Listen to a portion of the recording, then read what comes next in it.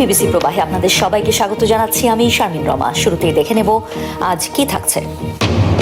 পুলিশি বাধা উপেক্ষা করে আজও ককরোচ জনতা পার্টির পদযাত্রা কর্মসূচি। গতকালের সহিংসতার ঘটনায় মামলা, পার্লামেন্টে বিরোধীদের তোপের মুখে সরকার।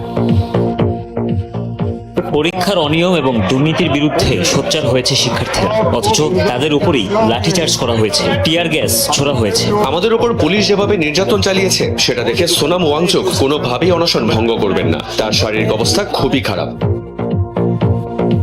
হরমুজের পর বাব এল মানদেবে উত্তেজনা, হুতিদের নৌ অবরোধের নতুন শঙ্কা। ইরান জুড়ে টানা 10ম দিনের মতো অব্যাহত যুক্তরাষ্ট্রের হামলা।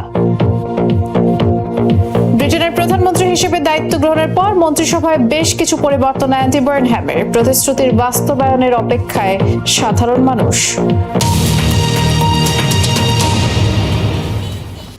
ভারতের রাজনীতিতে উত্তাপ যেন থামছেই না। রাজপথের আন্দোলনের আঁচ এবার ছড়িয়ে পড়েছে পার্লামেন্টেও। ককরোচ জনতা পার্টির নেতৃত্বে বিক্ষোভ কর্মসূচিতে পুলিশি হামলার ঘটনায় বিরোধী শিবিরের তোপের মুখে পড়ে সরকার। হট্টগোলের কারণে মুলতবি করা হয় অধিবেশন। এদিকে পুলিশি কড়াকড়ি সত্ত্বেও মঙ্গলবারে যন্তর মন্তরে অবস্থান কর্মসূচি চালিয়ে যাচ্ছে সিজেপি। মঙ্গলবার সকাল থেকে দিল্লির যন্তর মন্তরে অবস্থান নেয় ককরোচ জনতা পার্টির নেতাকর্মীরা। শিক্ষামন্ত্রীর পদত্যাগ সহ সরকার বিরোধী বিভিন্ন স্লোগানে মুখর হয়ে ওঠে পুরো এলাকা। এই কর্মসূচিকে ঘিরে কড়া নিরাপত্তা নেওয়া হয়েছে দিল্লি জুড়ে। পার্লামেন্ট চত্বর সহ বিভিন্ন এলাকায় বসানো হয়েছে ব্যারিকেড। যে কোনো পরিস্থিতি সামাল দিতে প্রস্তুত দাঙ্গা পুলিশও। তবে সোমবারের মতো পার্লামেন্ট অভিমুখে আর কোনো মিছিল করবে না বলে জানিয়েছে দলটি। নেতাদের দাবি, পুলিশের সাথে সংঘর্ষে প্রায় 200 জন আহত হওয়ার পর তারা কৌশল বদলেছে। এখন শান্তিপূর্ণ অবস্থান ও গণসমাবেশের মাধ্যমেই আন্দোলন চালিয়ে নেওয়া হবে। এদিকে আন্দোলনের প্রতি সংহতি জানিয়ে অনশন চালিয়ে যাচ্ছেন সমাজকর্মী সোনাম ওয়াংচুক। আমাদের উপর পুলিশ যেভাবে নির্যাতন চালিয়েছে সেটা দেখে সোনাম ওয়াংচুক কোনোভাবেই অনশন ভঙ্গ করবেন না। তার শারীরিক অবস্থা খুবই খারাপ, কিন্তু তারপরও তিনি পুলিশি নির্যাতনের প্রতিবাদে এই অনশন অব্যাহত রাখার ঘোষণা দিয়েছে। সোমবার পার্লামেন্ট ভবনের দিকে হাজারো আন্দোলনকারী এগোতে চাইলে দিল্লি পুলিশ টিয়ার গ্যাস, লাঠিচার্জ এবং ব্যাপক ধরপাকড় চালায়। আন্দোলনকারীদের অভিযোগ, শান্তিপূর্ণ কর্মসূচিতেও অতিরিক্ত বল প্রয়োগ করা হয়েছে। অন্যদিকে পুলিশের দাবি, নিষেধাজ্ঞা অমান্য করে পার্লামেন্ট এলাকায় প্রবেশের চেষ্টা করায় পরিস্থিতি নিয়ন্ত্রণে এসব ব্যবস্থা নেওয়া হয়। এদিকে ককরোচ জনতা পার্টির কর্মসূচিতে পুলিশি বাধা এবং হামলার ঘটনায় তোলপাড় চলছে পার্লামেন্টে। গণতান্ত্রিক চর্চায় হস্তক্ষেপের অভিযোগে বিরোধী দলের তোপের মুখে পড়ে সরকার। পরীক্ষা প্রশ্ন ফাঁস, আন্দোলনকারীদের উপর পুলিশের অভিযান সহ একাধিক ইস্যুতে সরকারের জবাব দাবি করে বিরোধী শিবির। বর্ষাকালীন অধিবেশনের প্রথম দিনই হট্টগোলের কারণে মুলতবি করতে হয়। পরীক্ষার অনিয়ম এবং দুর্নীতির বিরুদ্ধে সোচ্চার হয়েছে শিক্ষার্থীরা, অথচ তাদের উপরেই লাঠিচার্জ করা হয়েছে, টিয়ার গ্যাস ছোড়া হয়েছে। তরুণদের সঙ্গে এমন আচরণ কোনোভাবেই গ্রহণযোগ্য নয়। প্রতিবার তারা কোনো পরীক্ষার জন্য খরচ করলে অনেক ক্ষেত্রেই তাদের বাবা মাকে ঋণ নিতে হয়। তারা নানাভাবে সংগ্রাম করেন, কোচিং সেন্টারে যেতে হয়, নানা ধরনের প্রস্তুতি নিতে হয়। শুধু একটি উজ্জ্বল ভবিষ্যতের আশায় তারা অসীম কষ্ট সহ্য করে। পরীক্ষা দুর্নীতির প্রতিবাদে শিক্ষামন্ত্রীর পদত্যাগ এবং আমূল শিক্ষা ব্যবস্থা সংস্কারের দাবিতে শুরু হয় এই আন্দোলন। পরীক্ষার প্রশ্নপত্র ফাঁসের প্রতিবাদে অনশন করে এখন ভারতের সবচেয়ে আলোচিত নাম সোনাম ওয়াংচুক। গুঞ্জন রয়েছে বলিউডের ব্যাপক জনপ্রিয় মুভি 3 ইডিয়টস এর গল্পের ফোনসুক ওয়াংরুর চরিত্রটি এই সোনাম থেকেই অনুপ্রাণিত। আর শিক্ষা সংস্কার, পরিবেশ রক্ষা, সামাজিক ন্যায় বিচারের দাবিতে দীর্ঘদিনের আন্দোলনের জন্য পরিচিত এই সমাজকর্মী। তিনি যোগ দেওয়ার পর ভিন্ন এক রূপ পেয়েছে তরুণদের আন্দোলন। লাদাখের দুর্গম পাহাড়ি অঞ্চল থেকে উঠে এসে শিক্ষা, পরিবেশ সংরক্ষণ এবং সামাজিক পরিবর্তনের লড়াইয়ে নিজেকে অনন্য উচ্চতায় নিয়ে গেছেন সোনাম ওয়াংচুক।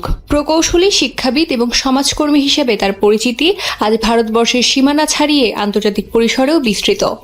1966 সালে লাদাখের উলেইতোকপো গ্রামে জন্ম নেয়া ওয়াংচুক ছাত্র জীবনে পিছিয়ে পড়া শিক্ষার্থীদের জন্য শিক্ষা সহায়তা কার্যক্রম শুরু করেন। পরে প্রতিষ্ঠা করেন students education and cultural movement of Ladakh, যা বিকল্প ও বাস্তব ভিত্তিক শিক্ষা ব্যবস্থার জন্য বিশেষভাবে পরিচিত। জলবায়ু পরিবর্তনের প্রভাবে লাদাখে পানির সংকট মোকাবেলায় তার উদ্ভাবিত আইস্তূপা প্রযুক্তি বিশ্বজুড়ে প্রশংসিত হয়েছে। এই অবদানের স্বীকৃতি স্বরূপ 2018 সালের রামন ম্যাগসেসে পুরস্কারে ভূষিত হন তিনি। সাম্প্রতিক সময় পরীক্ষার প্রশ্নপত্র ফাঁসের ঘটনায় জবাবদিহিতার দাবিতে তার অনশন দেশজুড়ে আলোচনা জন্ম দিয়েছে। একই সঙ্গে লাদাখের পরিবেশ সংরক্ষণ ও অধিক স্বায়ত্তশাসনের দাবিতেও সক্রিয় ভূমিকা পালন করছেন ওয়াংচুক। শিক্ষা, উদ্ভাবন, পরিবেশ ও সামাজিক ন্যায় বিচারের প্রতি অঙ্গীকার সোনাম ওয়াংচুককে সমকালীন ভারতের অন্যতম প্রভাবশালী সমাজকর্মী এবং নতুন প্রজন্মের কাছে এক অনুপ্রেরণার প্রতীকে পরিণত করেছে। হরমুজ প্রণালী পেরিয়ে এবার আরেক গুরুত্বপূর্ণ জলপথ বাব এল মন্দেবে মধ্যপ্রাচ্য সংঘাত করালো। যুক্তরাষ্ট্র ইরানের পাল্টাপাল্টি হামলার মাঝে সৌদি আরবের বিরুদ্ধে নৌ অবরোধ জারি করেছে ইয়েমেনের হুতি বিদ্রোহীরা, যা বৈশ্বিক জ্বালানি সরবরাহ ও বাণিজ্যে নতুন ঝুঁকি তৈরি করেছে। এদিকে ইরান জুড়ে টানা 10ম দিনের মতো অব্যাহত যুক্তরাষ্ট্রের হামলা। ইরানে হামলার উদ্দেশ্যে একের পর এক ছুটছে মার্কিন যুদ্ধবিমান। লাগাতার 10ম রাতের মতো জারি রয়েছে যুক্তরাষ্ট্রের অভিযান। সোমবার রাতভর দক্ষিণ ইরানের বন্দর, দ্বীপ ও কৌশলগত গুরুত্বপূর্ণ এলাকায় চলে মার্কিন হামলা। টার্গেট করা হয় সিরিক, কেশম দ্বীপ সহ বন্দর আব্বাস, সাবাহার পোর্ট ও কোনারাক শহর। জোরালো বিস্ফোরণ হয়েছে ইস্পাহান, বন্দর লেঙ্গে ও সিরাজে। জবাবে কুয়েত, বাহরাইন ও জর্ডানে মার্কিন স্থাপনা লক্ষ্য করে ড্রোন ছড়ে ইরান। স্থল অভিযান চালালে যুক্তরাষ্ট্রকে তার ভয়াবহ পরিণতি ভোগ করতে হবে বলে হুঁশিয়ারি তেহরানের। তাদের এর পরিণাম ভোগ করতে হবে। আমার বিশ্বাস, যেসব জায়গায় স্থল অভিযানের ছক কষছে যুক্তরাষ্ট্র, ওইসব এলাকার মানুষ তাদের স্বাগত জানানোর অপেক্ষার প্রহর গুনছে। প্রতিরোধ গড়ে তোলার জন্য প্রস্তুত মানুষের সংখ্যাও কম নয়। এদিকে মধ্যপ্রাচ্যে সংঘাতের মধ্যেই সৌদি আরবের বিরুদ্ধে এডেন উপসাগরে নৌ অবরোধ জারি করেছে ইয়েমেনের সশস্ত্র গোষ্ঠী হুতি, যা তাৎক্ষণিকভাবে কার্যকর হয়েছে। ইয়েমেনি সশস্ত্র বাহিনী সৌদি শত্রুর বিরুদ্ধে সামুদ্রিক অবরোধের ঘোষণা দিয়েছে। এটি অবরোধের বিপরীতে অবরোধ। এই ঘোষণা প্রকাশের সাথে সাথেই তা কার্যকর হবে। সৌদি আরব 12 বছর ধরে আমাদের জনগণের উপর অন্যায় ও নিপীড়নমূলক অবরোধ অব্যাহত রেখেছে। তারা সম্পদ লুণ্ঠন করেছে এবং স্থল, জল ও আকাশপথে বন্দর ও বিমানবন্দরগুলোর উপর সর্বাত্মক অবরোধ আরোপ করে রেখেছে। লোহিত সাগরে 3 মহাদেশের সংযোগস্থল বাব এল মান্দেব প্রণালীর উপর নিয়ন্ত্রণ রয়েছে হুতি বিদ্রোহীদের, যেখান দিয়ে বিশ্বের মোট তেলের প্রায় 12% পরিবাহিত হয়। তবে হরমুজে অস্থিরতার জেরে বর্তমানে তা কয়েক গুণ বেড়েছে। জলপথটিতে সৌদি আরবের ইস্ট ওয়েস্ট পাইপলাইন প্রতিদিন সর্বোচ্চ 70 লাখ ব্যারেল তেল পরিবহন করতে সক্ষম। হরমুজে আরও 2টি জাহাজে বিস্ফোরণের ঘটনা হয়েছে, জানিয়েছে ইরানের ইসলামী বিপ্লবী গার্ড IRGC। সোমবার IRGC জানিয়েছে প্রণালীতে ইরানের অনুমোদিত পথ ব্যবহার না করে অন্য রুট দিয়ে যাওয়ার কারণে হামলা করা হয় জাহাজটিতে। মার্কিন সামরিক বাহিনীর চাপ প্রয়োগের কারণে ওই পথ ব্যবহার করছিল জাহাজগুলো। এদিকে জাহাজে বিস্ফোরণের খবর পেলেও অগ্নিকাণ্ডের পেছনের কারণ নিয়ে এখনও নিশ্চিত কিছু জানায়নি সামুদ্রিক নিরাপত্তা সংস্থা UKMTO। তদন্ত চলছে। দক্ষিণ এডেন উপসাগরে একটি ট্যাঙ্কারে হামলা চালিয়ে অপহরণ করেছে জলদস্যুরা। বিষয়টি নিশ্চিত করেছে সামুদ্রিক নিরাপত্তা সংস্থা UKMTO। শুক্রবার ইয়েমেনের আল মুকাল্লা বন্দর থেকে 65 মাইল দক্ষিণে এডেন উপসাগরের পূর্ব দিকে অবস্থান করছিল আসানা নামের ওই জাহাজটি। সম্ভাব্য গন্তব্যস্থল ছিল সোমালিয়ার বুসাসো বন্দর। আর এমন সময় আচমকা হামলা হয় জাহাজটিতে। প্রাথমিক তদন্তে ধারণা হচ্ছে ঘটনাটির পেছনে সোমালিয়ার জলদস্যু দল জড়িত। হামলার সময় নৌযানটিতে ঠিক কতজন ক্রু অবস্থান করছিল সে বিষয়ে কোনো তথ্য পাওয়া যায়নি। তদন্ত চলমান বলে জানিয়েছে কর্তৃপক্ষ। জর্ডানের মার্কিন ঘাঁটিতে ইরানের হামলায় নিহত 2 সেনার পরিচয় ও ছবি প্রকাশ করেছে যুক্তরাষ্ট্র। তাদের একজন নারীও রয়েছেন। নিহত সেনা 19 বছর বয়সী টেক্সাসের বাসিন্দা প্রাইভেট ইসাবেলা গুনজালেস। অন্যজন 25 বছর বয়সী হাওয়াইয়ের বাসিন্দা ফার্স্ট লেফটেন্যান্ট টাইলার জেমস ফিহান। গেল বৃহস্পতিবার জর্ডানের মুয়াফফাক সালতি বিমান ঘাঁটিতে চালানো ইরানের হামলায় এই 2 জন সেনা নিহত হয়। জার্মানির আন্সবার্গ ঘাঁটিতে 10ম আর্মি এয়ার মিসাইল ডিফেন্স কমান্ডে ছিলেন ইসাবেলা। অন্যদিকে নর্থ ক্যারোলাইনার ফোর্ট ব্র্যাগ ঘাঁটিতে 32তম আর্মি এয়ার মিসাইল ডিফেন্স কমান্ডে কর্মরত ছিলেন টাইলার। তাদের মৃত্যুর বিষয়ে তদন্ত প্রক্রিয়া চলমান বলে জানিয়েছে ওয়াশিংটন। ইরান যুদ্ধে নিহত মোট মার্কিন সেনার সংখ্যা এখন 17। প্রায় 2 বছর নেতৃত্ব শূন্য থাকার পর নতুন প্রধান পেল হামাস। মাত্র এক ভোটের ব্যবধানে সংগঠনটির শীর্ষ নেতৃত্বে নির্বাচিত হয়েছেন খলিল আল হায়া। এই নির্বাচন শুধু হামাসের অভ্যন্তরীণ রাজনীতিতেই নয়, গাজা যুদ্ধ, যুদ্ধবিরতি এবং যুক্তরাষ্ট্রের সাথে সম্ভাব্য আলোচনার ভবিষ্যৎ নিয়েও নতুন প্রশ্ন তৈরি করেছে। বিশ্লেষকরা বলছেন, আল হায়ার নেতৃত্বে হামাসের নীতিতে বড় পরিবর্তন না এলেও গাজাকেই সর্বোচ্চ অগ্রাধিকার দেওয়ার বার্তা আরও স্পষ্ট হয়েছে। 2024 সালের অক্টোবরে হামাস প্রধান ইয়াহিয়া সিনওয়ার ইসরায়েলি অভিযানে নিহত হওয়ার পর থেকেই সংগঠনটি পরিচালিত হচ্ছিল 5 সদস্যের একটি নেতৃত্ব পরিষদের মাধ্যমে। সেই পরিষদের অন্যতম সদস্য ছিলেন খলিল আল হায়া। সপ্তাহ জুড়ে চলার নেতৃত্ব নির্বাচনে তার প্রধান প্রতিদ্বন্দ্বী ছিলেন হামাসের সাবেক রাজনৈতিক প্রধান খালিদ মিশাল। 69টি ভোটের মধ্যে 35টি পেয়ে মাত্র এক ভোটের ব্যবধানে জয় পান আল হায়া। এত অল্প ব্যবধানের ফলাফল হামাসের ভেতরে মত পার্থক্যের ইঙ্গিত দিলেও শেষ পর্যন্ত গাজা কেন্দ্রিক নেতৃত্বকে বেছে নিয়েছে সংগঠনটি। বিশ্লেষকরা বলছেন, আল হায়া এমন একজন নেতা যিনি একদিকে হামাসের দীর্ঘদিনের নীতির ধারাবাহিকতা বজায় রাখবেন, অন্যদিকে প্রয়োজনে কূটনৈতিক আলোচনাতেও সক্রিয় থাকবেন। আল হায়াকে যেমন ইরান সমর্থিত বিদ্রোহীদের ঘনিষ্ঠ হিসেবে দেখা হয়, তেমনি তিনি আলোচনার টেবিলেও স্বাচ্ছন্দ্য। যুক্তরাষ্ট্রের বিশেষ দূত স্টিভ উইটকফ সরাসরি আল হায়ার সাথে আলোচনা করতে আগ্রহী ছিলেন। ফলে তার নির্বাচনের পর যুক্তরাষ্ট্রের জন্য হামাসের সঙ্গে যোগাযোগের একটি নির্দিষ্ট নেতৃত্ব তৈরি হলো। গাজায় জন্ম ও বেড়ে ওঠা আল হায়া দীর্ঘদিন ধরেই হামাসের অন্যতম প্রভাবশালী নেতা। ইসরায়েল হামাস যুদ্ধ চলাকালে যুদ্ধবিরতি এবং বন্দি বিনিময় নিয়ে আলোচনায় তিনি ছিলেন হামাসের প্রধান আলোচক। 2024 সালে তেহরানে হামাসের রাজনৈতিক প্রধান ইসমাইল হানিয়া এবং পরে ইয়াহিয়া সিনওয়ার নিহত হওয়ার পর সংগঠনের ভেতরে তার গুরুত্ব আরও বেড়ে যায়। এমনকি গেল বছর কাতারের দোহা ইসরায়েলি হামলার লক্ষ্যবস্তু ছিলেন তিনি। খলিল আল হায়াত ধারাবাহিকতা মেনে চলা মানুষ, ফলে তার নেতৃত্বে হামাসের নীতিতে বড় ধরনের পরিবর্তনের সম্ভাবনা খুবই কম। তাকে কট্টরপন্থী বলা হলেও যুদ্ধবিরতি নিয়ে আলোচনায় তিনি বাস্তববাদী ভূমিকা রেখেছেন। এখন নজর থাকবে আল হায়ার নেতৃত্বে যুদ্ধবিরতির নতুন উদ্যোগ, বন্দি বিনিময় এবং গাজার ভবিষ্যৎ নিয়ে আন্তর্জাতিক কূটনীতি কোন দিকে মোড় নেয়। দ্বিপাক্ষিক সহযোগিতা জোরদার ও চলমান আঞ্চলিক সংকট নিয়ে আলোচনায় পাকিস্তান সফরে গিয়েছেন ইরানের স্বরাষ্ট্রমন্ত্রী ইস্কান্দার মোমিনি। সোমবার এক বিবৃতিতে এই তথ্য নিশ্চিত করেছে ইরানের স্বরাষ্ট্র মন্ত্রণালয়। জানানো হয়, উচ্চ পর্যায়ের একটি প্রতিনিধি দলের নেতৃত্ব দিতে ইসলামাবাদ পৌঁছেছেন স্বরাষ্ট্রমন্ত্রী, আর তাকে স্বাগত জানান পাকিস্তানের স্বরাষ্ট্রমন্ত্রী মোহসিন নকভি। ইরানি প্রতিনিধি দলের মধ্যে রয়েছেন সিস্তান বেলুচিস্তানের গভর্নর জেনারেল, ইরানের উপ স্বরাষ্ট্রমন্ত্রী, জাতীয় জ্বালানি প্রতিষ্ঠানের প্রধান সহ বহু জ্যেষ্ঠ কর্মকর্তা। সফরকালে পাকিস্তানের প্রধানমন্ত্রী শাহবাজ শরীফ ও ফিল্ড মার্শাল আসিম মুনিরের সাথে বৈঠক করবেন ইরানি প্রতিনিধিরা। দ্বিপাক্ষিক সম্পর্ক ছাড়াও সীমান্ত নিরাপত্তা, বাণিজ্য, আঞ্চলিক নানা ইস্যুতে আলোচনা হবে। যুক্তরাজ্যের নতুন প্রধানমন্ত্রী হিসেবে দায়িত্ব গ্রহণের পর মন্ত্রিসভায় বেশ কিছু পরিবর্তন এনেছেন Andy Burnham. King of the north নামে পরিচিত বার্নহ্যাম সোমবার যুক্তরাজ্যের প্রধানমন্ত্রী হিসেবে দায়িত্ব গ্রহণ করেন। রাজকীয় আনুষ্ঠানিকতা শেষে যুক্তরাজ্যে আমূল পরিবর্তনের ঘোষণা দেন লেবার পার্টির এই নেতা। রাজনীতিকে নতুনভাবে সাজানোর প্রতিশ্রুতি দেন বার্নহ্যাম। নতুন চ্যান্সেলর অফ দ্য এক্সচেকার অর্থমন্ত্রী হিসেবে নিযুক্ত করেন প্রবীণ রাজনীতিবিদ জন হেলিকে, আর শাবানা মাহমুদকে পুনরায় নিয়োগ দেন স্বরাষ্ট্রমন্ত্রী হিসেবে। স্টারমারের দলের ইভেট কুপারকে সরিয়ে পররাষ্ট্রমন্ত্রী হিসেবে নিয়োগ দেন অ্যাড মিলিব্যান্ডকে। তবে নতুন মন্ত্রিসভা গঠন নিয়ে দলের ভেতরেই মতবিরোধের মুখে পড়েছেন প্রধানমন্ত্রী অ্যান্ডি বার্নহ্যাম। এক দশকে সপ্তম প্রধানমন্ত্রী পেল ব্রিটেন।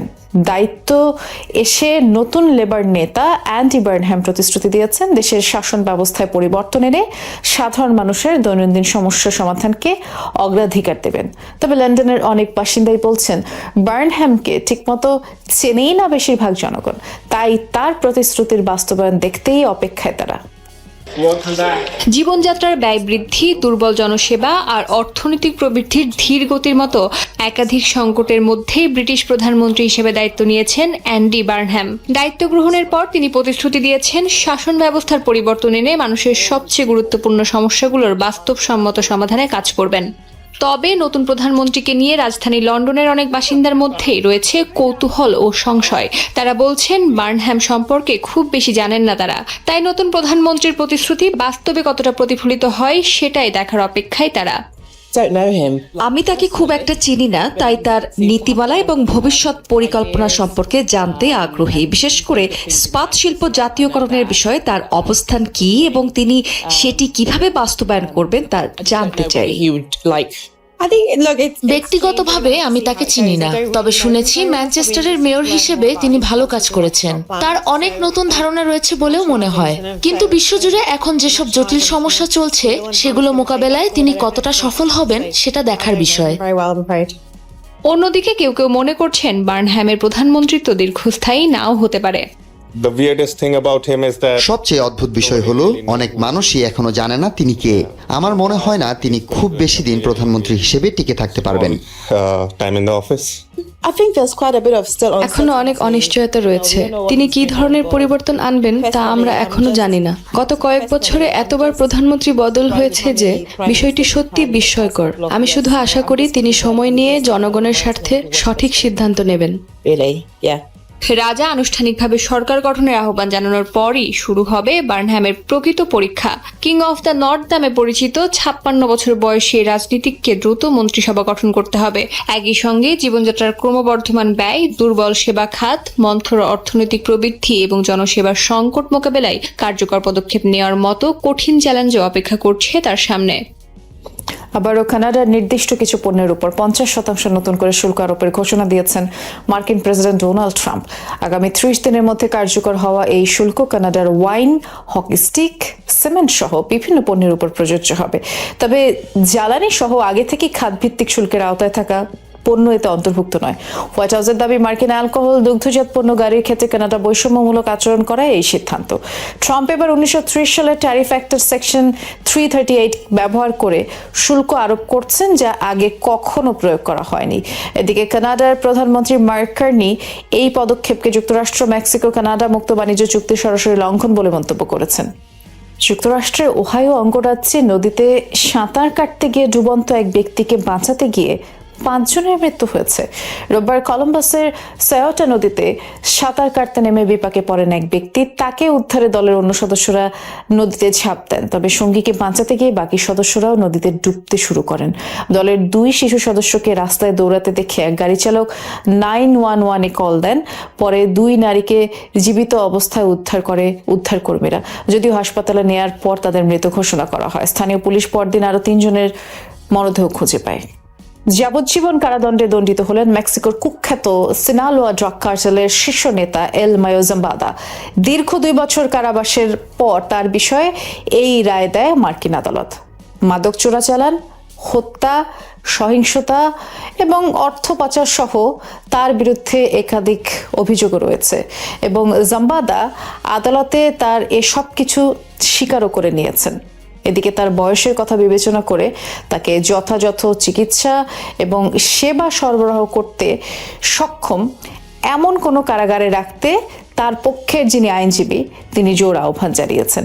এবং আপনাদেরকে একটু জানিয়ে রাখি, তিনি কিন্তু অনেক আগে থেকেই যাবজ্জীবন কারাদণ্ডে দণ্ডিত ছিলেন এবং দীর্ঘ 2 বছর তিনি ইতিমধ্যে কারাভোগ করেও ফেলেছেন এবং এরপরে এ ধরনের রায় দেয় মার্কিন আদালত এবং তার বিরুদ্ধে যে সকল অভিযোগ আনা হয়েছে ইতিমধ্যে সেই সবকিছু প্রমাণিত হয়েছে এবং তিনি স্বীকারও করেছেন। একটি প্রতিবেদন আছে, দেখে আসি। বছর ধরে কারাবন্দী থাকার পর অবশেষে যাবজ্জীবন কারাদণ্ডে দণ্ডিত হলেন মেক্সিকোর কুখ্যাত সিনালোয়া ড্রাগ কার্টেলের শীর্ষ নেতা এল মায়ো জাম্বাদা। গেল কয়েক দশক ধরে কুখ্যাত মাদক চক্রটি পরিচালনা, হত্যা, সহিংসতা, অর্থ ও কয়েক লাখ কেজি কোকেন পাচারের অভিযোগ স্বীকার করেন জাম্বাদা, যার ভিত্তিতে সোমবার তার এই সাজা ঘোষণা করে ব্রুকলিন ফেডারেল আদালত। এমনকি মাদক চোরাচালানে লাভ করা প্রায় $15 বিলিয়ন অর্থও বাজেয়াপ্ত করেছে যুক্তরাষ্ট্র। 2024 সালের জুলাইয়ে তার সহযোগী এল চাপো গুজমানের ছেলে ওয়াকিন এল চাপো গুজমানের সাথে গ্রেফতার হন এল মায়ো। এই ঘটনার পর জোরালো গুঞ্জন ওঠে তাদের অপহরণ করে যুক্তরাষ্ট্র নিয়ে যায় বিরোধী গ্রুপ লস চাপিতোস। ইতিহাসের অন্যতম সহিংস সিনালোয়া কার্টেলের প্রতিষ্ঠাতা এল মায়োকে যাবজ্জীবন কারাদণ্ডে দণ্ডিত করা হয়েছে। কার্টেলের উপর তার দীর্ঘ রাজত্বের অবসান ঘটেছে। এটি মার্কিনীদের জীবনকে হুমকিতে ফেলা এই চক্র এবং আন্তঃমহাদেশীয় অপরাধী সংগঠনগুলোকে নির্মূলের ক্ষেত্রে বিচার বিভাগের একটি ঐতিহাসিক পদক্ষেপ। মেক্সিকোর মাদক পাচারকারী চক্রের অন্যতম হাই প্রোফাইল ব্যক্তি এল মায়ো জাম্বাদা। তবে বর্তমানে শারীরিকভাবে তেমন একটা সুবিধাজনক অবস্থায় নেই 76 বছর বয়সী এই সন্ত্রাসী। তাকে পর্যাপ্ত চিকিৎসা সুবিধা সরবরাহ করতে সক্ষম এমন কোনো কারাগারে রাখার আহ্বান জানিয়েছে তার আইনজীবী। তবে জাম্বাদার আইনজীবীর প্রস্তাবিত কারাগারগুলো এই মাদক সম্রাটকে আটকে রাখতে সক্ষম হবে কিনা তা নিয়ে সন্দেহ প্রকাশ করেছে প্রসিকিউটররা। কারাগারের ভেতর থেকে পুনরায় কার্টেলের কর্মকাণ্ড পরিচালনা করতে পারেন প্রবীণ এই মাদক সন্ত্রাসী, এমনও আশঙ্কা বিচারকদের। ভারতের সিকিমে টানেল ধসে নিহতের সংখ্যা বেড়ে দাঁড়িয়েছে 8 জনে, এখনও 27 জন আটকা পড়ে আছেন। সোমবার সিকিমের নামচি জেলায় তিস্তা জলবিদ্যুৎ প্রকল্পের নির্মাণাধীন টানেলে ধসে পড়লে ওই দুর্ঘটনা ঘটে। ওই দিন বিকেলে ভূমিধসের কারণে সুড়ঙ্গের প্রবেশদ্বার বন্ধ হয়ে যায়, যার ফলে গ্যাস লিক হলে ভেতরে আটকে পড়ে নির্মাণ শ্রমিকরা। নিহতদের মরদেহ জেলা হাসপাতালে নেওয়া হয়, আর আটকে পড়া বাকি কর্মীদের উদ্ধারের জন্য তৎপরতা চালাচ্ছে পুলিশ। যদিও এই দুর্ঘটনার সুনির্দিষ্ট কারণ এখন পর্যন্ত জানা যায়নি। ক্ষতিগ্রস্ত শ্রমিক ও তাদের পরিবারকে সহায়তার আশ্বাস দিয়েছেন ভারতের প্রধানমন্ত্রী। আকস্মিক বন্যায় বিপর্যস্ত পূর্ব আফগানিস্তান, সবচেয়ে ক্ষতিগ্রস্ত নুরিস্তান প্রদেশের পারুন শহর। এখন পর্যন্ত 20 জনের প্রাণহানির খবর পাওয়া গেছে, শতাধিক বাসিন্দা নিখোঁজ। পুরোপুরি বিলীন হয়ে গেছে নদী তীরবর্তী একটি লোকালয়, ভেসে গেছে একাধিক হোটেল, রেস্তোরাঁ, বাসভবন। পাহাড়ি অঞ্চল হওয়ায় বানের তোরে ভেসে এসেছে বহু বোল্ডার, পাথর, আর এতে করে বেশ কয়েকটি সড়ক বন্ধ হয়ে গেছে। উদ্ধার অভিযানও ব্যাহত হচ্ছে। অঞ্চলটিতে গেল কয়েকদিন ধরেই লাগাতার বৃষ্টিপাত হচ্ছিল। যুক্তরাষ্ট্রের সঙ্গে চলমান সংঘাতে এক অদ্ভুত ও ঝুঁকিপূর্ণ কৌশল বেছে নিয়েছে ইরান।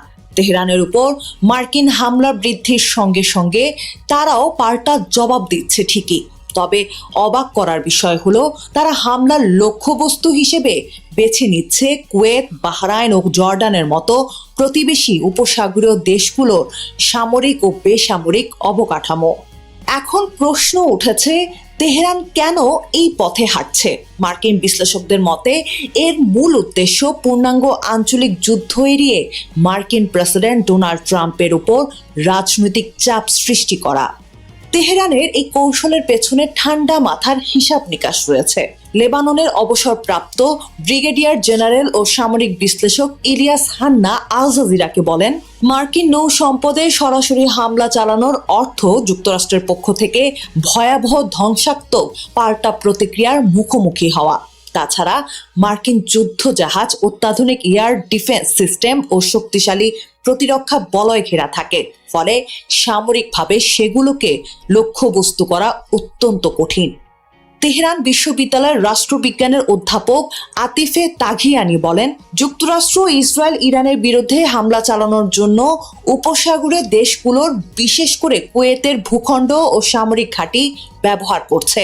আন্তর্জাতিক আইন অনুযায়ী যে কোনো দেশ থেকে হামলা হলে তার জবাব দেওয়ার অধিকার ইরানের রয়েছে। এই যুক্তিতেই তেহরান উপসাগরীয় অঞ্চলে হামলা চালিয়ে যাচ্ছে। তবে এই যুক্তি মানতে নারাজ উপসাগরীয় দেশগুলো। কুয়েত বিশ্ববিদ্যালয়ের রাষ্ট্রবিজ্ঞানের অধ্যাপক আব্দুল্লাহ আল শাইজি বলেন, ইরানের এই দাবি সম্পূর্ণ অবাস্তব এবং পুরনো অপপ্রচার। উপসাগরীয় দেশগুলো বারবার পরিষ্কার করে দিয়েছে তারা নিজেদের ভূখণ্ড ইরানের বিরুদ্ধে ব্যবহার করতে দেবে না।